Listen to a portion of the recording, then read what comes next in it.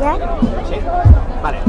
Pues yo he sentido mucha felicidad cuando el alcalde ha leído mi nombre y me emociona mucho. Ara la Jo la veritat és que no m'ho puc creure encara perquè encara estic tremolant, perquè qualsevol de les meues companyes la veritat que podrien haver sigut fallerem això i ha sigut un moment únic i la veritat és que no se pot descriure en paraules el que se sent. Yo espero que este año sea inolvidable para todos y que nos lo pasemos súper bien.